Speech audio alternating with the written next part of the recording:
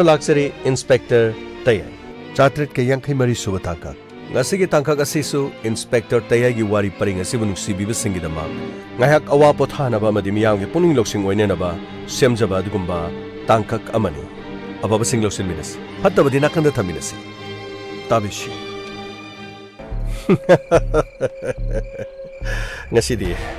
ngasi di tum na saklaga ut on batare na ai gi sada maral sirak labaso sidagi di kanana maral sigani maramdi ai gi sadi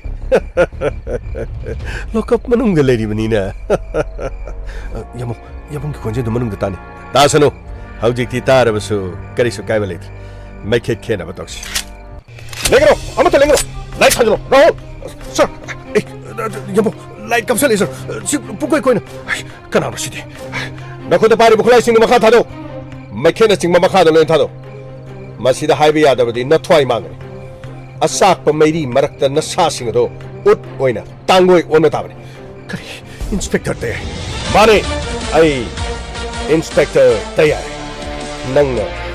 nang sinba plan purama ai loina khang ai khoi nang na thabak asi sa thaga dore haiba si khang maram de khoi na mapam asdi police lokthok libagi maram ai khoi na khang lokthok bani mi gi munga mabu na sanu pana ut ona na ba mai thana hona ba aduga mapana sumo masana lokapta leibagi khudong chaba lorga thabak asi nakhoina pangthokpa malaroi mi atopna pangthokpa manana aduga nasanu paso lokapta gi thadokpa yana ba mapa nang na silliba hai singliba nangi plan pura ma khojikti pheloi nakhuta pare polam sin makha thado karingma thada da batarbadi na thai mangani aduga ai khoina mai khelaga mapam asida yum masiga nakhoi tumna mai thabda kanana karisu khangada bleki 차차 타도 노예 타도 형 거기 가만히 있다 오시지 거기 루이네 파르티 이행바 따래더나 마나 거리 동네게 뿌러먹시 마기 플랜 해요 거기 강디는 하게더니 하두가 마파 마시다 이사노 빠데 똑기바 두금나 거기 부수 마나 뿌러게 똑니 하게더니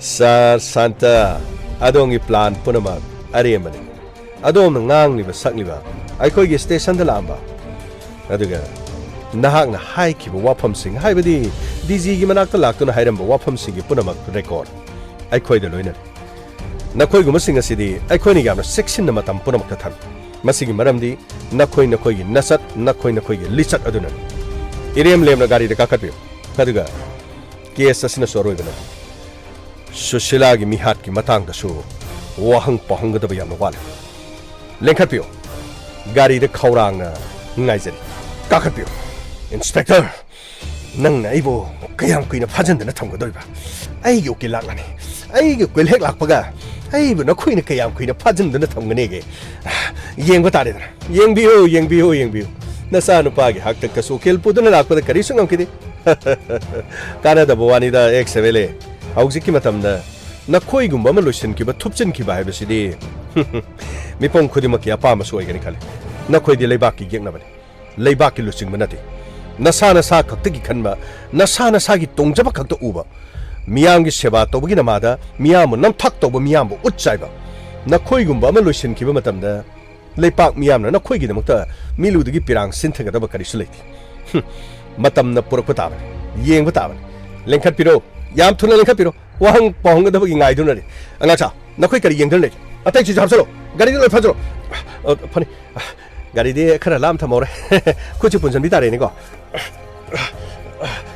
बजो लोइना पुनजल मखुचिंदो आइखोइना गाड़ी खामलमनि मफम ताना चिंगा पोगदबनि मांग थाबिसे एक्सएमएलए Santa लेंखपियो inspector येंगबा तारे नंग खंगिदना नंग खंगने हाइबा sir गांग यौरमदी कापथोजेन हाइरदम सिगुमबसिदि sir हाइगुमदना कापथोकपना फजानि संतोष sir चलो पूरा चलो funny sir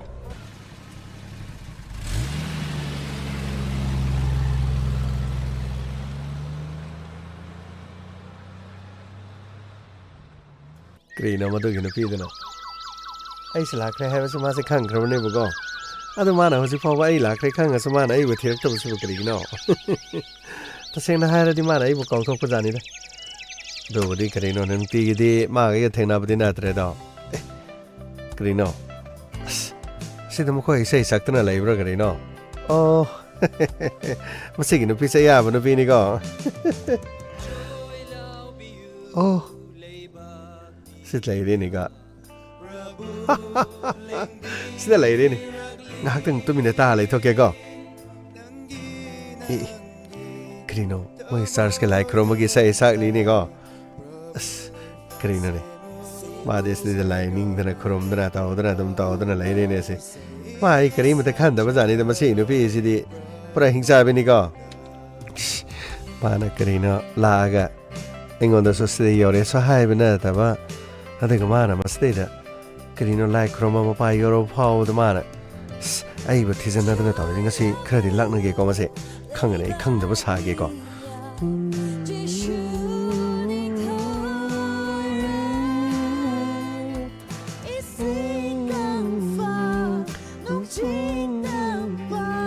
Ya da sa theri no yo ne ma se sai kan dan da nu ha ga tao da da lai ai da ma bu ko chi ra ga ma tao ri se ba green no ma se no bi se ko do so ga ta ma ya ma ma ma khot pa ra ke na so so ching ni ko ma se green no khang de ma se jun rai green no nang na tao bu green no so na kan da thola ai ne nang ko bu se ta do jun rai green no nang tao bu do Karino Kanara Karino na ibo ai mu me ma ma de ko bu di nang kanara jun rai nang ai khang de ra khang de so nang di Karino ta ba ta dum lai ba ni nang adum nung ai na lai ba na tro jing de lai ba ai gi nang na kri khan ge nang su praya ba ni he ma se ina ka ni hai na nang on the phone to hai khra de di Karino ai la ga nang sai su ipo gi manak to slak te ipo na ai la ko ko na ma ke u do ba ko ire he na ipo na ai u ba company ne ade nang na ma se de kri no khang de sar sar ke have do nang gi khong go lirak bu gi wa ni kri no khang de se ate na tra su ai na hai ba si ma tang di tao kri no Merry Christmas John Ray Merry Christmas hai bi ra ko no so ama ta nu si de Merry Christmas Karino khang de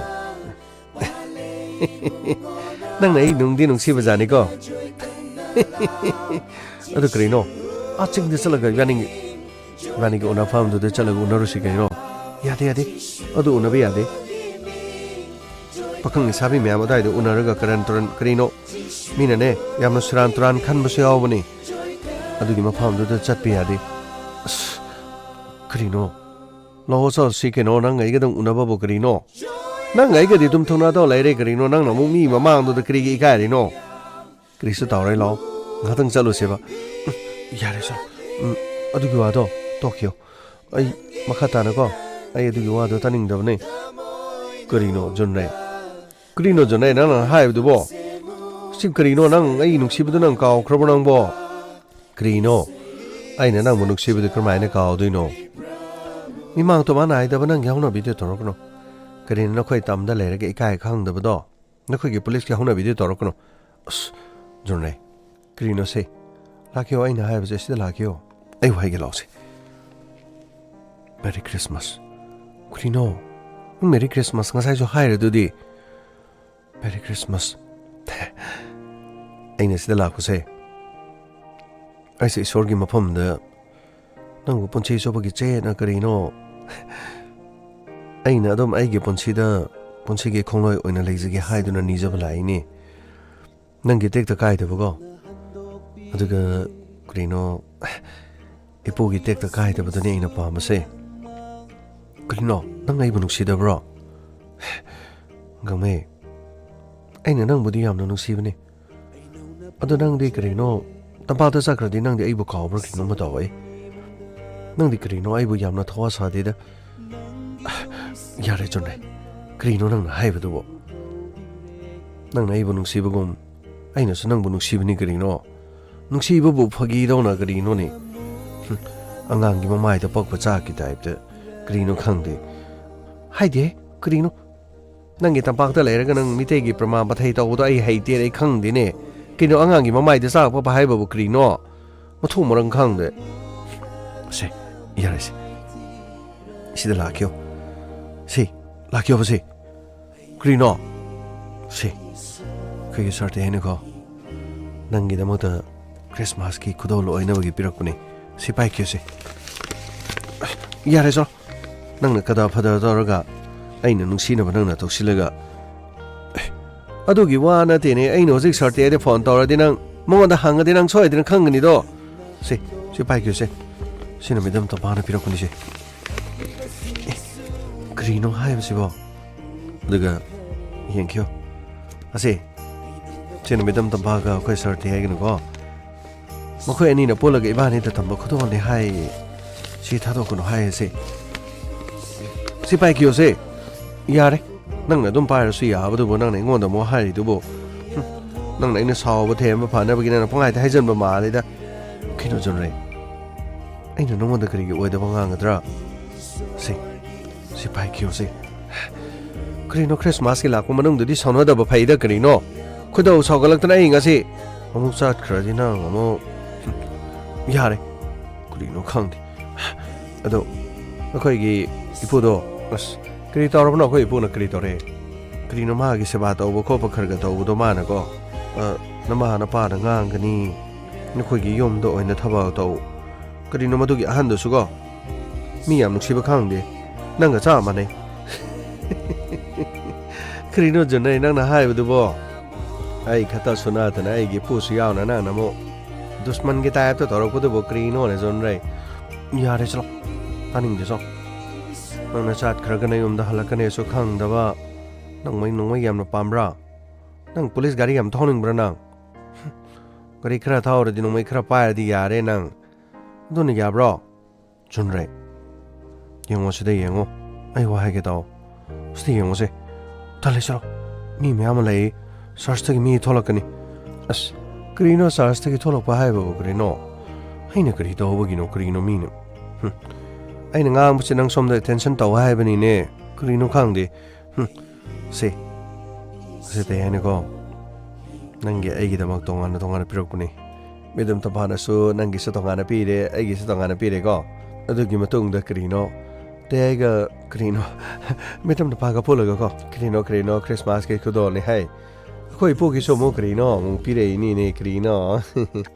Grino come I sing a side of saw again at Ormnigo.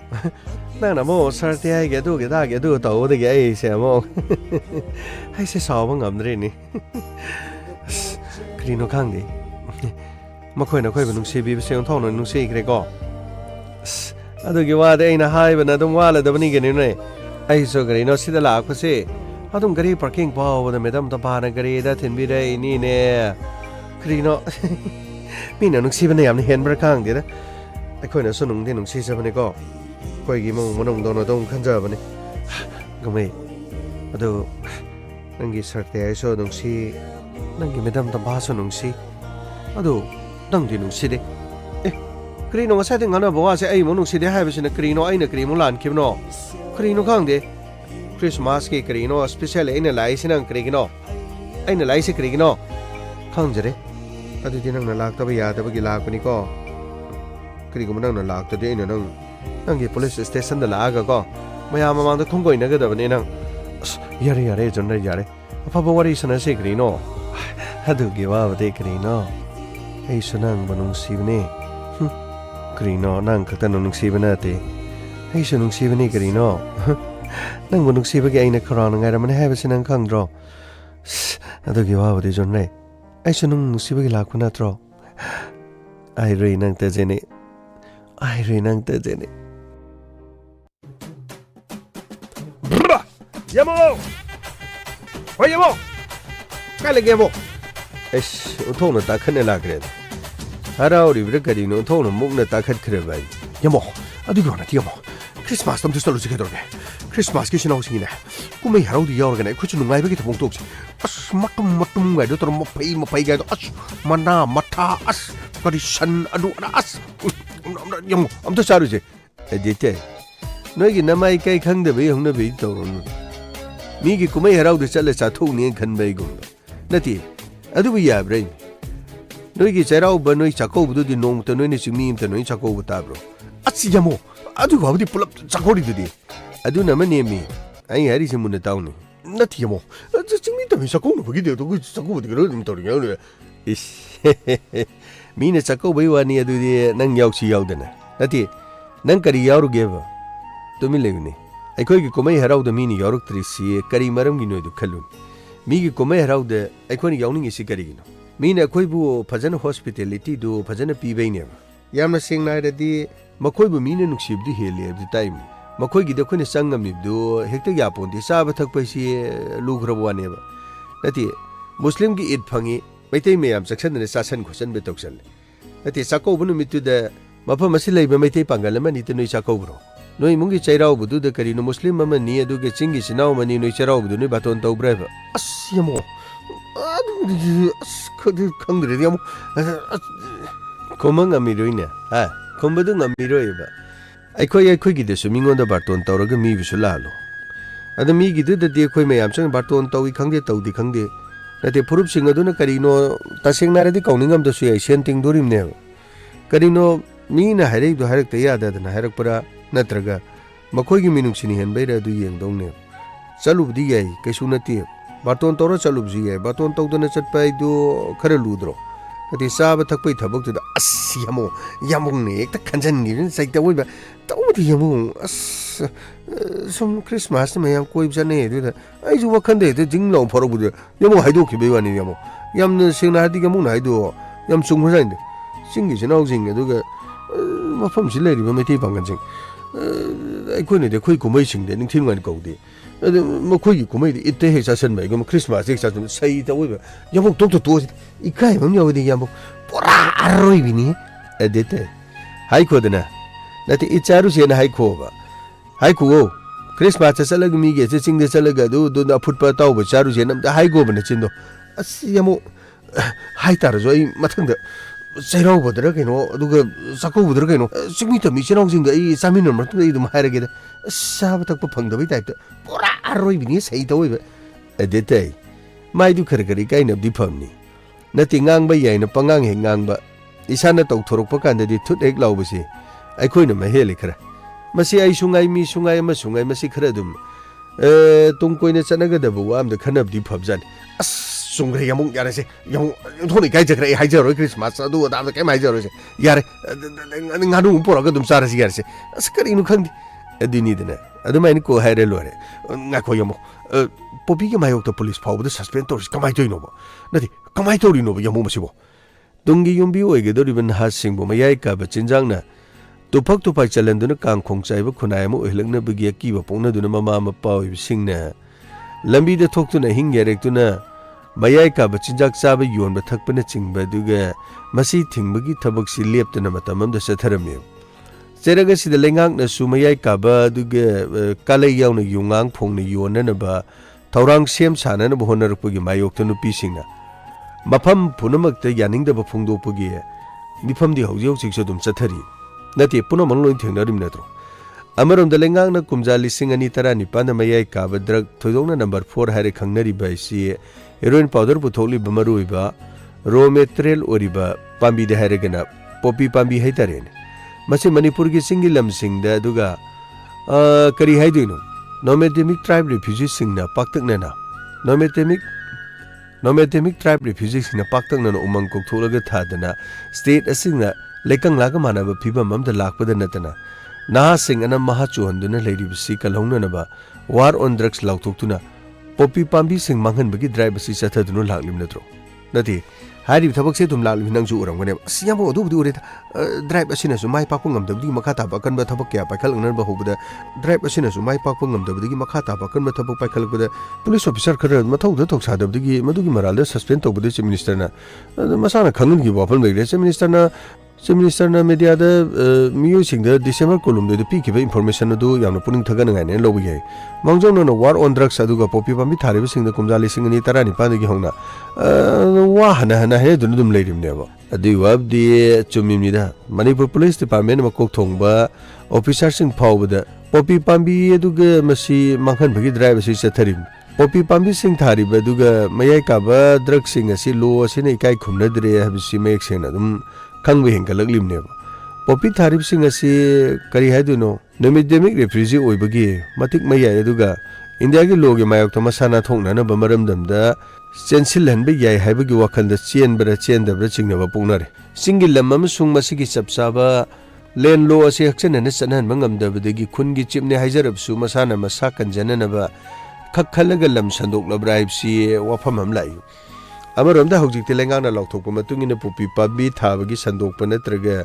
Saktung Yanaba Yauna, Mari Leneram Bapunama, criminal or in a lower Samana Serak Pigini Heraglipsi, not holding I delay don't mandre. Tawutapu enforcing agency singer. Todona district administration Kapuxian sing a war on drugs ski drives a terror of the Adum Pagadorim. Asiamu Garmenta drug, what is it? War on drug, Adu, see the Hariga Labis. Some Taman was the Pagi when a lower one Yamu. Yamu, must it talk about the Yada Tabunico Yamu. Adu Wanini. Jingilam sing the Loinamag, sing me sing the Loina, Thai Habigi Waka Tenetana. Tonga Tongan Wahong of Hum sing the Su, Loina Coke talk to the Sunatoro Lavadi. Sing the lady, Upambi Mayam lady sing as Unawana, Punabak lady sing as Singman in the Ginatraga. Mapamaduga Ingasagi Matungina. Unata Palakpa, Ligla Marik sing to Punjalaga, Sober Ligla drop on Mashemaga. Madudagi matang sing to look the Taraga Turin Semaga. Sing the Gitsingi Makadi sing Chentava, Aduga Tampaki sing Pangan by Si Yamaroi Bamnev. How's it Poppy Tabagi the Matamasi Luina Kok Tokima from Iko Lane as Minister Ulag Liver Wapam sing a duo, a Quinetarini Lodi Chomoy Dorimni. As Yamu do of the Luina Chumba. As Sadu must be in Gadur Miam singers and Calibo Kanzicarino. Arroy Vinidium. A detail. Nasigi topic Umpangam Nina Salagi Highway Nina. I guess they told us I said Lergamo, a Kangaisa, and Gango do any of Asiamo. I do the Gang Monatida. Parapana and Abanjan and some Highway one. Carino Kangi say it away. Pora Arroy Vini. Ish, a detail. Hi, how's it? Nasai Narana, Napot Parabanina. Nang have the talk. Inspector. Hey, you kill the show. Nang the Sananda. Hey, Gisa looked to no one about the show. Nang the Karima to Sananda. I'm Gunangi Sagiro. Nangi Nayungi, Nangi Munungiro. Punamaxe, Nang. Hey, in my partly but told nobody. Nang matching in a Kanga banana pony. Sir, Nadongi Matam, Lloyd. Naki Matam Lloyd Vanina, Nak Naur. Nakini, Nigini have a country. Nasagi Namida, a top of me or the Wikandana. Namida no win a copy have a meadow. Naquigomasi. Inspector, what's going on? Able Matamanga. Nari later of a day. So me lale have the Kanganaba. Quarter tennis. I carisucella. A chumbo to put on of a tanjato. I would hado. I lay back me young in the mug. I bought lep kigan. I bought lep kigani. Inspector! Namai could have. Namai could not have done it. Nang would sub son of Poogi right. I wanted. Lay Pakamagi, Luching Buraman. Nangbu, Ain Ikai Karakum Nabagiwan. Madudagi Hengel Pataragadi Garishopa boy. Inspector, Nanga, hey, Gishana Papa Pazanba. Atuka, I was sure. Kaya the Ngak Libanon. Nasana Nakutanangi Mio single Winena, Petrol Pide and Migi, Mayum Maitana Bohonaramba. Haduga, Nasano Pasu, Chapmanabamond.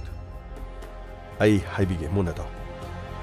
Nasano Pasu, I go in a police to Kachitang Lokto Lucin Toduna, Tadok Tazin Tobugimatam Duda. Tongalum the Gichangodum, Kidabuan. Padomani Yumadu Manning Thomas Site the Gay. Mamanava, Jack Loina Sangaga. Yumadu Maitana Nabukonaki. Hadubu. The Sanupagi Bel de Yakidre. Nahaki Karigumama to pilot. Adubu.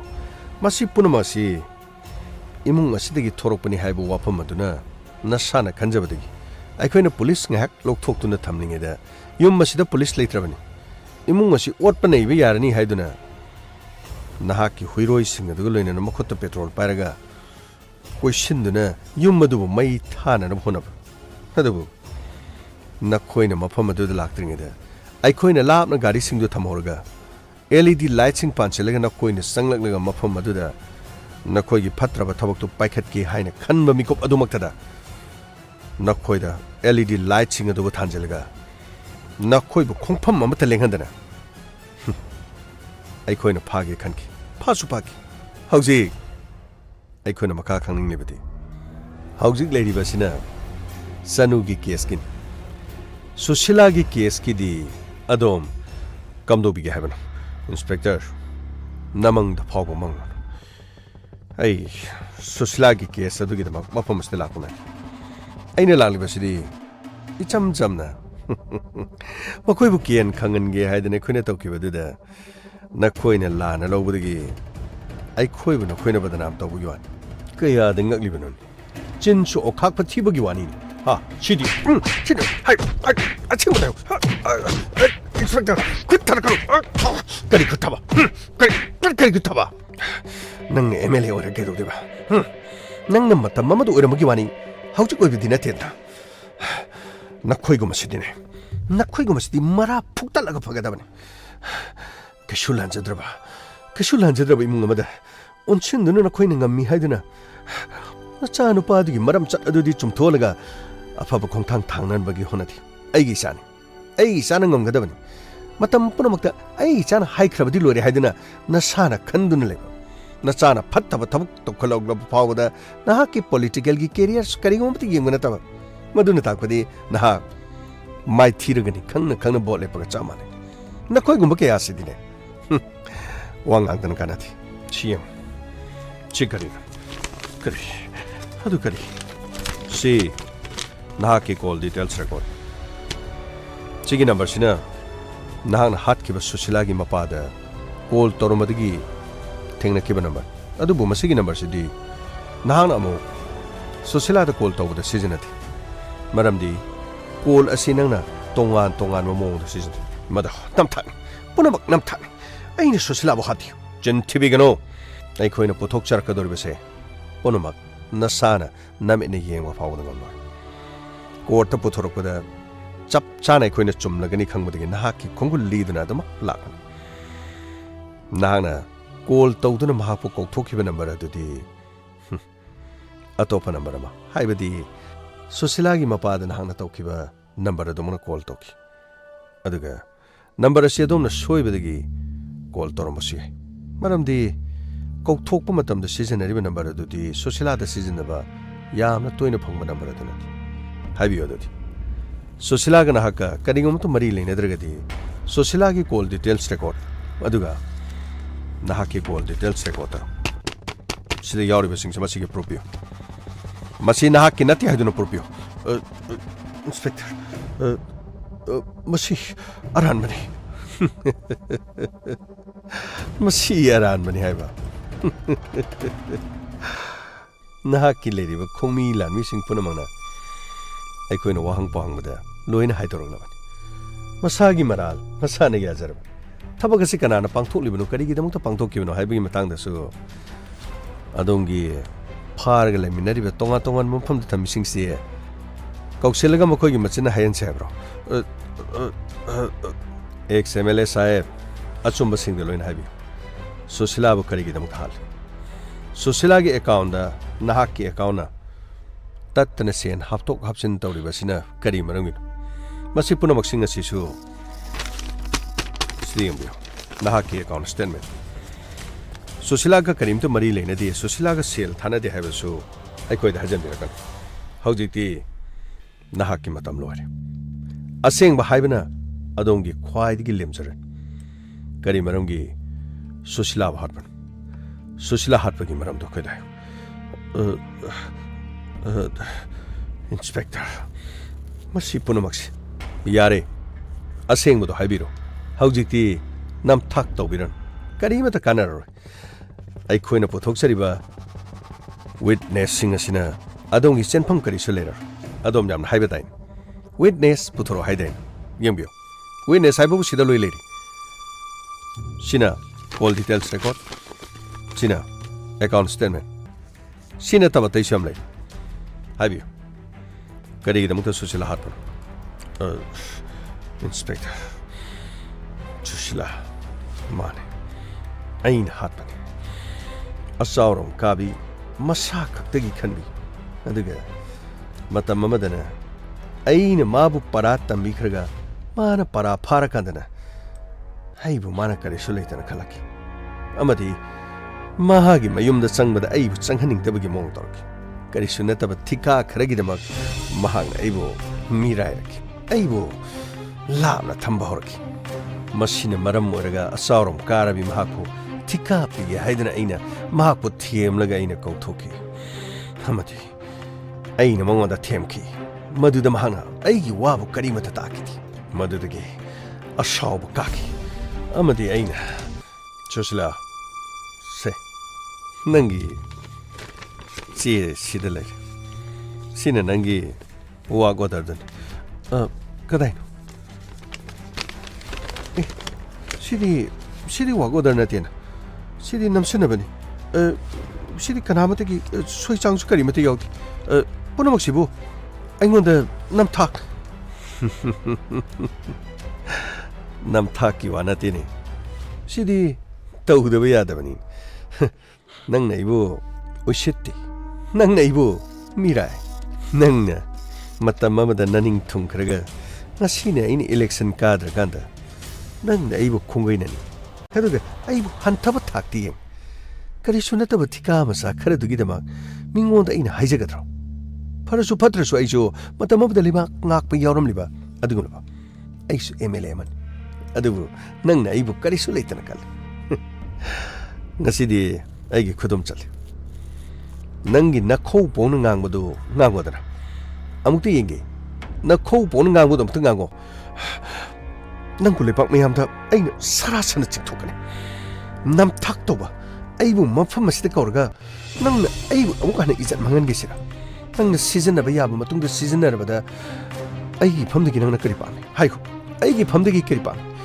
ꯏꯃꯥ ꯏꯄꯥ ꯑꯗꯨꯒ ꯏꯕꯨꯡ ꯏꯄꯥ ꯄꯨꯝꯅꯃꯛ ꯀꯥꯏꯅꯗꯨꯅ ꯅꯪꯒꯤꯗꯃꯛꯇꯅꯤ ꯍꯥꯏꯗꯨꯅ ꯑꯩꯅ ꯏꯁꯥ ꯄꯨꯝꯅꯃꯛ ꯌꯣꯟꯊꯣꯛꯇꯨꯅ ꯅꯪꯒꯤ ꯅꯅꯥꯛꯇ ꯑꯗꯨꯒ ꯑꯩꯒꯤ ꯄꯥꯕꯨꯡꯅ ꯑꯩꯒꯤ ꯃꯇꯨꯡꯗ ꯀꯣꯏꯅ ꯏꯅꯗꯨꯅ ꯁꯦꯟꯅꯗꯨꯅ ꯂꯩꯕ ꯐꯥꯎꯕꯗ ꯅꯪꯒꯤ ꯅꯐꯝꯗ ꯍꯥꯂꯦꯡꯕ ꯂꯩꯇꯦ ꯅꯪꯒꯤ ꯑꯄꯦꯟꯕ ꯀꯔꯤꯁꯨ ꯂꯩꯇꯦ ꯑꯗꯨꯕꯨ ꯑꯩꯅ ꯂꯩꯈꯥ ꯇꯥꯔꯛꯂꯤꯕ ꯃꯇꯝ ꯑꯗꯨꯗ ꯈꯖꯤꯛꯇꯪ ꯌꯦꯡꯕꯤꯌꯨ ꯍꯥꯏꯅ ꯍꯥꯏꯔꯨꯕꯒꯤ ꯋꯥꯅꯤ ꯅꯪꯅ ꯌꯥꯗ꯭ꯔꯕꯗꯤ ꯃꯤꯌꯥꯝꯗ ꯑꯩꯅ ꯅꯪꯕꯨ ꯀꯅꯥꯅꯣ ꯍꯥꯏꯕ ꯃꯌꯦꯛ ꯁꯦꯡꯅ ꯈꯪꯍꯟꯒꯅꯤ ꯑꯗꯨꯒ ꯅꯪꯒꯤ ꯅꯔꯝ ꯆꯠꯁꯤꯡ ꯑꯗꯨ ꯃꯤꯌꯥꯝꯗ ꯑꯩꯅ ꯆꯕꯥꯛ ꯐꯥꯛꯇꯨꯅ ꯑꯩꯅ ꯂꯣꯏꯅ ꯈꯪꯍꯟꯒꯅꯤ ꯉꯁꯤꯗꯤ ꯅꯪ ꯑꯩꯕꯨ ꯃꯐꯝꯁꯤ ꯅꯝꯊꯥꯛ ꯇꯧꯗꯨꯅ ꯀꯧꯕ ꯑꯩ ꯂꯦꯝꯅ ꯇꯣꯛꯂꯣꯏ ꯑꯩ ꯂꯦꯝꯅ ꯇꯣꯛꯂꯣꯏ ꯍꯥꯏꯔꯤꯕꯁꯤꯅꯤ ꯑꯣ ꯂꯦꯝꯅ ꯇꯣꯛꯂꯣꯏ ꯑꯗꯨ ꯑꯣꯏꯕ ꯇꯥꯔꯕꯗꯤ ꯅꯪꯒꯤ ꯅꯄꯨꯟꯁꯤ ꯉꯁꯤ ꯁꯦ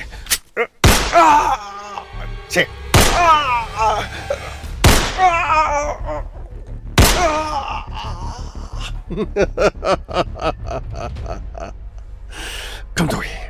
ꯀꯝꯗꯧꯏ ꯃꯐꯝ ꯑꯁꯤꯗꯗꯤ ꯅꯪꯕꯨ ꯍꯨꯟꯗꯣꯛꯄ ꯌꯥꯔꯣꯏ ꯑꯗꯨ ꯑꯣꯏꯔꯒꯗꯤ ꯑꯩ ꯅꯈꯣꯏ ꯀꯅꯥ ꯀꯅꯥ ꯂꯩ ꯁꯔ ꯍꯥꯞꯆꯜꯂꯣ ꯒꯥꯔꯤꯗ ꯍꯥꯞꯆꯜꯂꯒ ꯂꯥꯞꯅ ꯈꯨꯡꯒꯪ ꯑꯃꯗ ꯆꯠꯂꯒ ꯃꯤ ꯈꯪꯉꯣꯏꯗꯕ ꯖꯒꯥꯗ ꯍꯨꯟꯗꯣꯛꯑꯣ ꯑꯗꯨꯒꯅꯦ ꯅꯃꯥꯏ ꯅꯃꯤꯠ ꯀꯨꯞꯁꯜꯂꯣ ꯒꯥꯔꯤ ꯅꯝꯕꯔꯗꯣ ꯂꯣꯠꯁꯤꯜꯂꯣ ꯁꯤꯟꯗꯣꯛꯑꯣ ꯐꯅꯤꯉꯝꯃꯣ ꯑꯩ ꯁꯤ ꯄꯥꯏꯁꯜꯂꯣ ꯅꯃꯨꯛ ꯀꯔꯤ ꯑꯗꯨꯅ ꯅꯈꯣꯏ ꯈꯣꯔꯁꯥꯅꯤꯅꯦ ꯐꯅꯤꯉꯝꯃꯣ ꯃꯅꯥ ꯃꯅꯤꯟ ꯀꯔꯤꯝꯇ ꯍꯟꯕ ꯌꯥꯔꯣꯏ ꯀꯅꯥꯁꯨ ꯀꯔꯤꯁꯨ ꯈꯪꯍꯟꯕ ꯌꯥꯔꯣꯏ ꯈꯪꯍꯟꯕ ꯇꯥꯔꯕꯗꯤ ꯅꯈꯣꯏ ꯈꯨꯗꯣꯡ ꯊꯤꯒꯅꯤ ꯐꯅꯤꯉꯝꯃꯣ ꯃꯁꯤꯅꯤ ꯅꯍꯥꯛꯅ ꯆꯠꯊꯈꯤꯕ ꯄꯨꯝꯅꯃꯛ ꯋꯥꯐꯝ ꯑꯁꯤꯗꯤ ꯅꯪꯅ ꯍꯥꯏꯗ꯭ꯔꯕꯁꯨ ꯅꯪꯒꯤ ꯍꯨꯏꯔꯣꯏ ꯐꯥꯔꯤꯕꯁꯤꯡ ꯑꯩꯈꯣꯏꯅ ꯋꯥꯍꯪ ꯄꯥꯎꯍꯪꯕꯗꯒꯤ ꯂꯣꯏꯅ ꯈꯪꯂꯕꯅꯤ ꯊꯧꯗꯣꯛ ꯑꯁꯤ ꯅꯍꯥꯛꯅ ꯑꯣꯏꯒꯅꯤ ꯍꯥꯏꯕꯗꯤ ꯑꯩꯈꯣꯏꯁꯨ ꯈꯪꯕꯗꯤ ꯌꯥꯝꯅ ꯀꯨꯏꯔꯦ ꯑꯗꯨꯕꯨ ꯑꯩꯈꯣꯏꯅ ꯊꯤꯔꯤꯕꯁꯤ ꯆꯞ ꯆꯥꯕ ꯋꯤꯠꯅꯦꯁ ꯑꯗꯨꯅꯤ ꯅꯍꯥꯛꯀꯤ ꯅꯆꯥꯅ ꯃꯤꯒꯤ ꯃꯌꯨꯝ ꯃꯩ ꯊꯥꯅꯅꯕꯒꯤꯗꯃꯛ ꯀꯔꯤꯁꯨ ꯋꯥꯔꯣꯅꯨ ꯃꯍꯥꯛꯁꯨ ꯁꯣꯏꯗꯅ ꯁꯤꯗꯒꯤꯕꯨꯗꯤ ꯑꯩꯈꯣꯏꯒꯤ ꯔꯤꯃꯥꯟ ꯂꯧꯊꯔꯤꯕꯁꯤ ꯂꯣꯏꯔꯒ ꯖꯦꯜꯗ ꯆꯪꯕ ꯅꯠꯇꯅ ꯀꯔꯤꯁꯨ ꯎꯄꯥꯏ ꯂꯩꯇꯦ ꯍꯣꯏ ꯃꯤꯒꯤ ꯃꯌꯨꯝ ꯃꯩ ꯊꯥꯕ ꯑꯦꯇꯦꯝ ꯇꯨ ꯃꯔꯗꯔ IPCꯒꯤ ꯁꯦꯛꯁꯟ 307 ꯐꯪꯐꯝ ꯊꯣꯛꯄ ꯈꯔꯗꯨꯗꯤ ꯑꯗꯨꯝ ꯐꯪꯈ꯭ꯔꯅꯤ ꯑꯗꯨꯕꯨ ꯁꯣꯝꯒꯤꯗꯤ ꯃꯤꯒꯤ ꯃꯌꯨꯝ ꯃꯩ ꯊꯥꯒꯦ ꯇꯧꯔꯨꯕ ꯑꯗꯨꯒ ꯑꯃꯅ ꯁꯨꯁꯤꯂꯥ ꯍꯥꯠꯄ ꯃꯤꯍꯥꯠꯀꯤꯗꯃꯛ IPCꯒꯤ ꯁꯦꯛꯁꯟ 302ꯒꯤ ꯃꯇꯨꯡꯏꯟꯅ ꯀꯣꯔꯠꯅ ꯄꯤꯔꯛꯄ ꯆꯩꯔꯥꯛ ꯑꯗꯨꯗꯤ ꯑꯗꯣꯝ ꯂꯧꯖꯕ ꯇꯥꯕ ꯃꯦꯕꯤ ꯑꯗꯣꯝꯒꯤ ꯆꯍꯤꯁꯤꯗ ꯆꯍꯤ 15-20 ꯍꯥꯞꯆꯟꯕꯗ ꯑꯗꯣꯝꯅ ꯊꯣꯔꯛꯄꯗ ꯇꯥꯏꯕꯪ ꯑꯁꯤꯗ ꯑꯗꯣꯝꯒꯤ ꯏꯆꯥꯒꯤ ꯐꯤꯕꯝ ꯀꯔꯤ ꯑꯣꯏꯔꯝꯒꯅꯤ ꯑꯗꯣꯝꯒꯤ ꯏꯃꯨꯡ ꯀꯔꯤ ꯑꯣꯏꯔꯝꯒꯅꯤ ꯑꯗꯣꯝꯒꯤ ꯏꯂꯦꯛꯁꯟꯗꯤ जेल मनुंग सिदा लेबा तारे नथि इंस्पेक्टर नथि नखोई पैसा क्या पियो है अदुगा वाफम मसिगी दमा यासननब करिनो किनो लंबी अमता चलो तमे लेबियो अखोय अदु ममी नथि नांगना अखोयबु उसित थोयदन ngang नांगना अखोयबु याद याबा पुलिस अमनी हाइदन खल सेल खरा पीरगा लेरगा चलगा अखोयना नखोयन हाइबदु द कोइ लेदन लेगेदब नथि अखोयगी इसा योंद्री अखोयगी थबक योंद्री अचुम्बना मतम पुनमुक्त माइ पाकपने हाइबदनि चनुगी इमुंग दोजे करी वरी मधुगी कॉम्पेंसेशन खरान पीगने अदुगा सुशीलागी इमुंगना करी वरी सुशीलागी मपा करी वरी मबुंग अमदी ममा करी वरंगन नहाना तौखिबा थबकसिंग अदु नहाकी इमुंग मनुंगदा नहाकी नसन नचे नहाकी इमुंग मनुंगदा तौबरमदी करी वरंगन ताइबुंग मियोबना मसा मसाना तौरिबा थबकसिंग अदुदा मसागी अरानबदी लोइने खंगबा ngamdi मीगी असोइबदी कक थेंदना लोइने पुथोकबा ngam अमुक्त खनबी अदोंगी चानुपाना एसिड हाइजनदना खुदोंग थिबा अचौबा म तारंगदबदु लाइबक फबदगी खसिक खसिक एसिड न सोकपदगी हौजिकसु नुपी मसादो माके अचुम्बा महाकी जस्टिस पुथोकपियो हाइदना सोशल मीडिया गी मतेंग लौरगा महाकी पुंछिबु निरखिबन मदुगी मतुंगदगी नहाकी खोंगोल लिरखि अदबु नहाकी लाइबक थिबना सुशीलागी मिहार असिगी केस अमु नथक्ता लाकी पुनमक असिगी चपचाब एविडेंस अखोयना थिदुना लाक हौजिकती नहाकसु अखोयगी केसुम संगदा अदुगा नचानु पासु अखोयगी केसुम संगदा पुनमक सिंग असि कोर्ट पुथोलो मतुंगना नसाना सागी नारालगी मतुंगिना कोर्ट पिरक पचराक्तुदी लोगजब ताबनी आइने क्वाइदगी ngaklibadi इलेक्शन द ngawjaba इलेक्शन द चोपजबा अदोमना लाकदोरिब इलेक्शन नसिदा भोट लेप फंगलोइदोरिबसे मसिगी खलुबदा अदोंगिदमक्ति यामना नुंगाइता फाव संतोष सर थोंगसी चैनल ओनसिलो अदुगा नखोय कना कना ले मरु मयांग खरा टेकननबा हाइबदी पुलिस की कस्टडी द लेबसी मरा लेबा मी मना करी करी तौई हाइबदु खंगननबा पारा मतमिखो गांगवैसु लेतबनिना महाकी चै अदुदी तोंगाना अदुम थबिरो फनी सर सिदगी अखोय मैयाम लेदा सर नान मखै गंगवैन हेक तौरसु माइ खुमजल फुबदु जकोयसु यावरिन एक्सएमएलए सिगिदी अखोयसु थौगल अदुम तौजगिदा फनी सर अदुदी सर थौपिरम तौगनो नखै तौगनो लागले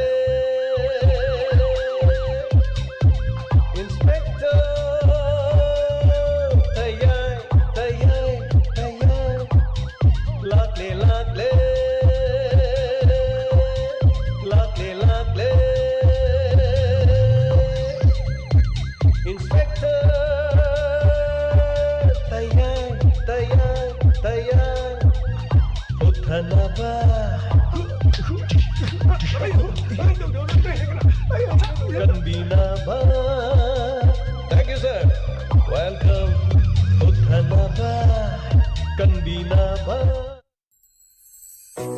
Hana takat suri nga sugi lantok suri ba inspector tayai 90.0 wahong radio gi satra kayang kay mari suba tonga ma platform sing tabi riba po na maputak suri mayon pibira pa feedback amadi comment tak na pasagi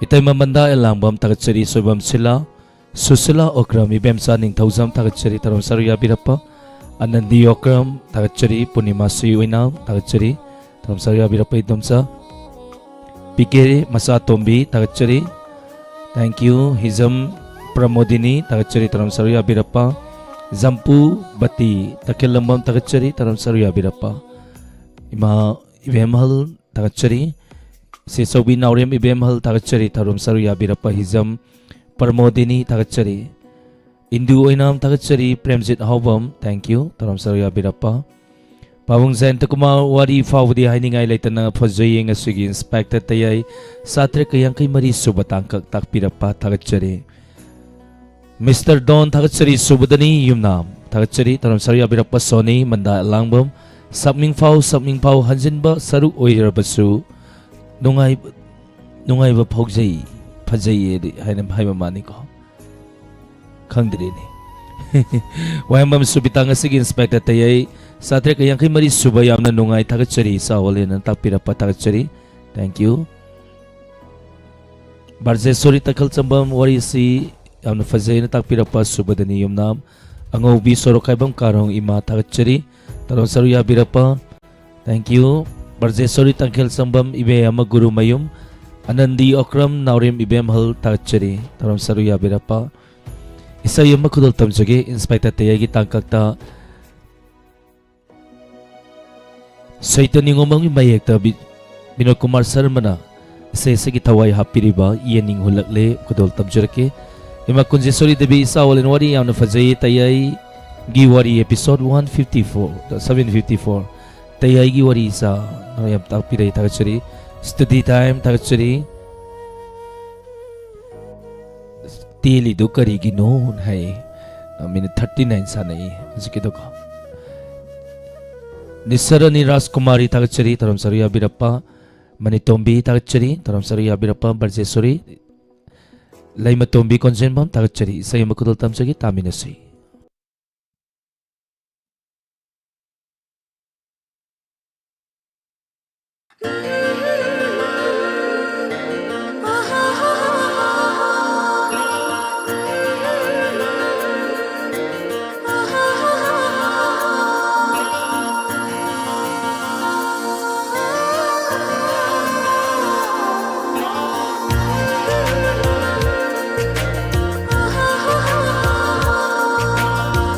Yening hulakle ay gita mo siya nang ginong sisatam puro bada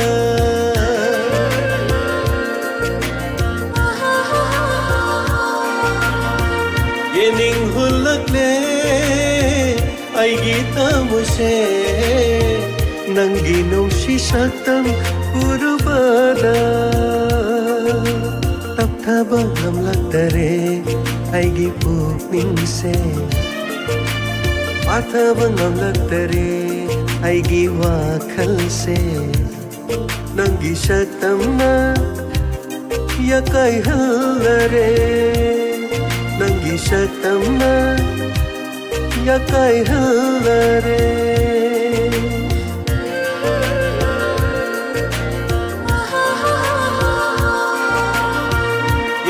Hulakle ay gikamoy siya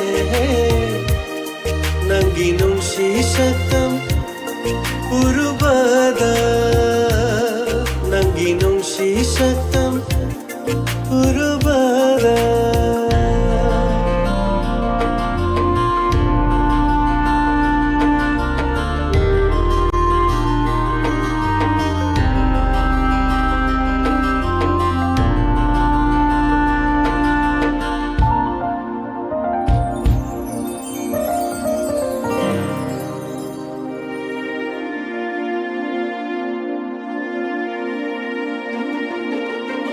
Namdaba nungsiba kanghalle nangna Uro baying lubada nanggi sumhat pasatam ay gitaway ning bana pambanta suhay ragle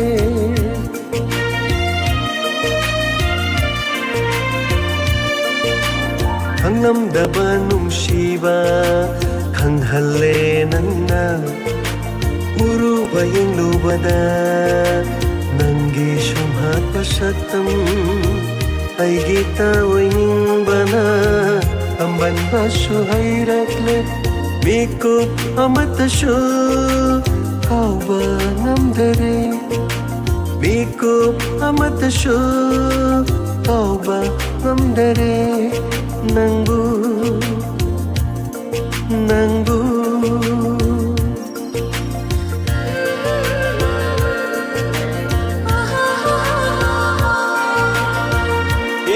hulakle ay gikamoy siya nang ginong sisatam puro bada nang ginong sisatam puro bada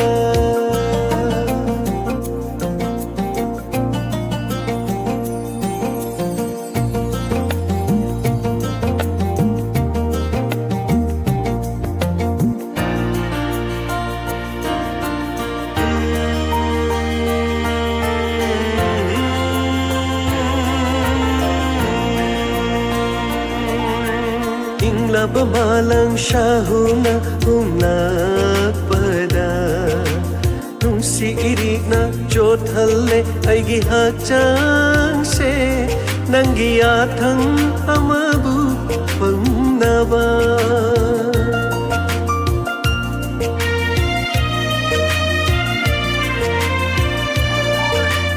Inglaba malang siyahuna umnakpada Nung si irik na jothalle aigi hakchangse Nanggiyathang amabu pangnaba Amoy isithok tu napirage Nafamda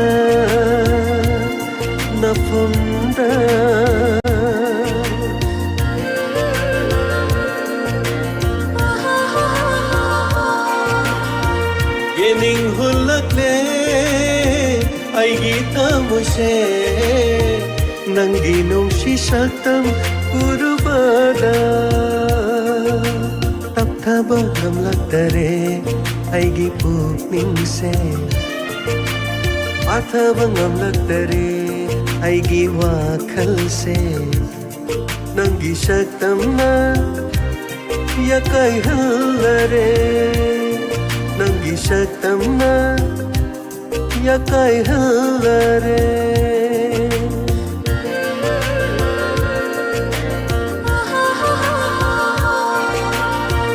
Yening hulakle aigi kamuse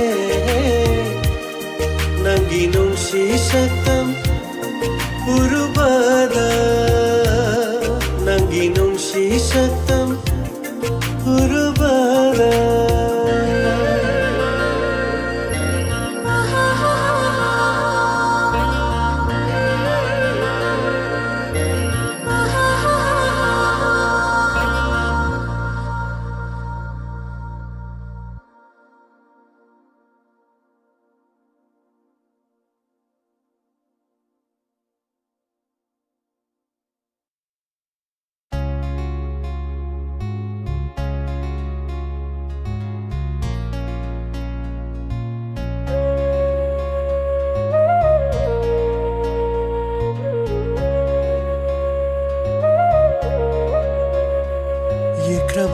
Saktamni thamoida lotli thamoida chetna Yekrava saktamni thamoida lotli thamoida chetna Honkino nangi thamoi ado Honkino nangi thamoi ado Yekrava saktamni thamoida Yekrava thamoini ai hakki Solabi siklani ai hakki Yimbiyo ai bo nusi na Yimbiyo ai bo nusi na Nang tagi oi ba kamoisi Yekrava saktamni thamoida Solabi siklani ai hakki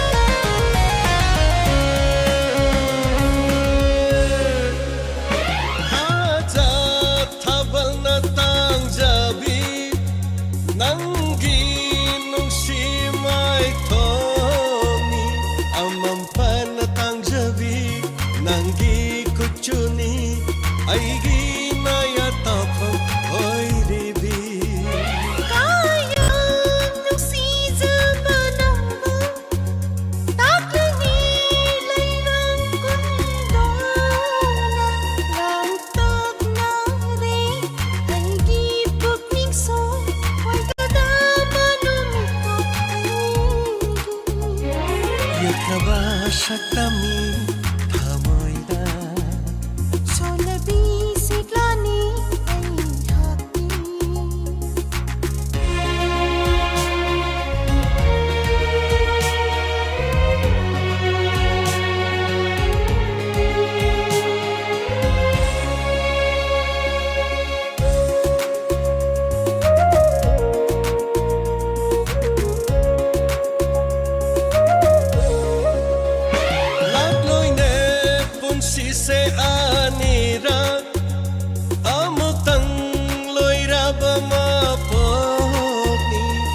ꯂꯩꯔꯝꯃꯤ ꯍꯥꯏꯕ ꯈꯨꯗꯝ ꯑꯁꯦ ꯃꯨꯠꯇꯅ ꯂꯩꯕ ꯑꯣꯏꯁꯅꯨ ꯑꯅꯧꯕ ꯌꯦꯡꯅꯤꯡ ꯍꯨꯟꯍꯟꯁꯤ ꯍꯔꯥꯎ ꯃꯃꯣꯟꯅꯤ ꯅꯣꯛꯅ ꯑꯋꯥꯡ ꯃꯩꯁꯥꯞꯇꯨꯡ ꯑꯣꯏꯅ ꯅꯨꯡꯁꯤꯈꯣꯗꯣ ꯇꯝꯂꯁꯤ ꯄꯨꯟꯁꯤ ꯈꯣꯡꯆꯠ ꯑꯁꯤꯗ ꯌꯦꯛꯈ꯭ꯔꯕ ꯁꯛꯇꯝꯅꯤ ꯊꯃꯣꯏꯗ ꯁꯣꯂꯕꯤ ꯁꯦꯛꯂꯥꯅꯤ ꯑꯩꯍꯥꯛꯇꯤ ꯍꯣꯡꯈꯤꯅꯨ ꯅꯪꯒꯤ ꯊꯃꯣꯏ ꯑꯗꯣ ꯌꯦꯡꯕꯤꯌꯨ ꯑꯩꯕꯨ ꯅꯨꯡꯁꯤ ꯅꯨꯡꯁꯤꯅ ꯌꯦꯛꯈ꯭ꯔꯕ ꯁꯛꯇꯝꯅꯤ ꯊꯃꯣꯏꯗ ꯅꯪꯇꯒꯤ ꯑꯣꯏꯅ ꯊꯃꯣꯏꯁꯤ ला ला ला ला ला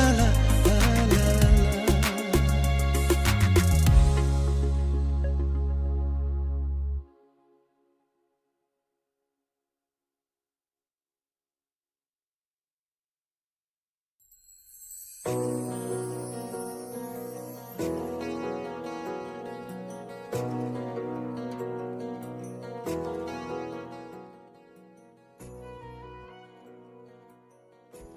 Hanana Thakachari ngasigi Inspector Tayagi hanjinba episode Chatret ka Yankai Mari Suba Tangkak Tabiriba Madi Mijang Tabiriba Kuding Makbu Haini Ai Leitana Thakachari Loinana Thorum Lanthokchariba 90.0 Wahong Radio gi Thorum gi Makhatsa Thajarakpada Ngaktangi Matung Kudol Tamjagani Entertainment Program 7005707808 Number Sida Call to you Loinana Thorum Sarugyabiu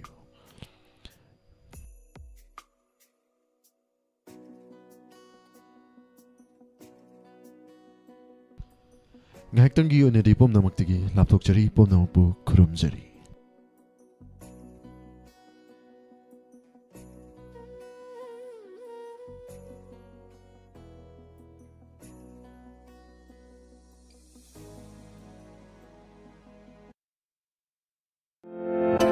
Nungairaba Paujil, Nungairaba Paujil, Hangabukta Lady Tobal District Hospital Gimayo Navada, Sanasam X-ray Haina Kangaba, Health and Diagnostic Center Asina, Makan Kayagi test over the Netana, Super Specialist Amadi, Specialist Doctor Na, Laying Bahozari, Tawanda Doctor Kayagi Kudong Saba, Masida Natana, Radiologist, Sonologist, Aruba Makangi, USZ Amadi, Report Pin and Navagi Kudong Saba Lazari, Medicine Gidama, Nutinumit Kudingi, OPD Lazari, Masikata Natana, Endocrinology, Diabetes Amadi Thyroid Kamari Lane Sing, Anawasing Silaying Wagi Kudong Sabasu, Lazari, PMR, Orthopedic, Pathologies, Biochemistry, Lab Report Kidamukta Sukudong Saba Lazaraba Mafamni, Masida Natana ENT Amadi, Surgery Fawagi Kudong Sabasu, Lazari, Manipur test over the Kudong Saba Laitava, Mari Linaba test Singsu, Mapanda Tabagi Kudong Sabasu Pizari, Mafamasida Tha Machutna, Diabetes Labor Laitava, Haibugi and Toknava free the test of Zagadori, Miyama Kudong Sabasi, Nasingasimak Lobio, Lengsin Biro, Sanasam X-ray, Health and Diagnostic Center,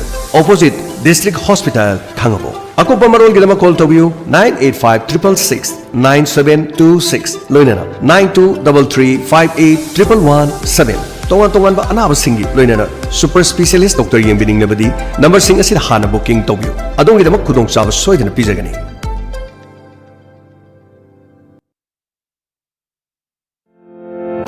Season of you J.U. Pereira Harga tolaga lopam da saisin kibada til singu tungkoy na laksin mangamba hidak